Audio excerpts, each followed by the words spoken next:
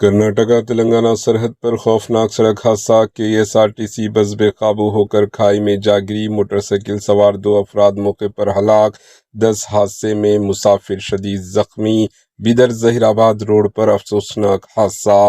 کرناٹکا اور تلنگانہ سرحد پر ایک خوفناک سڑک حادثہ پیش آیا جہاں KSRTC کے ایک بس موٹر سائیکل سے ٹکرانے کے بعد بے قابو ہو کر سڑک کنارے کھائی میں جا گری۔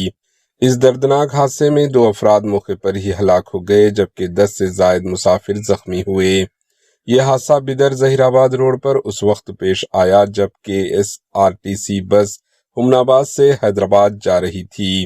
پولیس کے مطابق بس نے پہلے ایک موٹر سائیکل کو ٹکر ماری، جس کے بعد ڈرائیور گاڑی سے پر قابو کھو بیٹھا اور بس سڑک سے نیچے کھائی میں الٹ گئی۔ حادثے کے فوراً بعد علاقے میں چیخو پکار مچ گیا۔ مقامی افراد اور پولیس ٹیمیں موقع پر پہنچی اور زخمیوں کو فوری طور پر قریبی اسپتال منتقل کیا گیا۔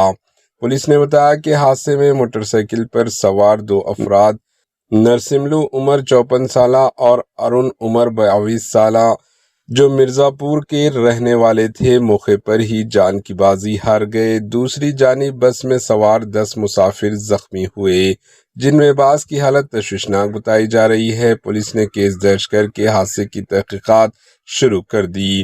ناظرین، تیز رفتاری اور لاپرواہی سڑک حادثات کی بڑی وجہ بتائی جا رہی ہے۔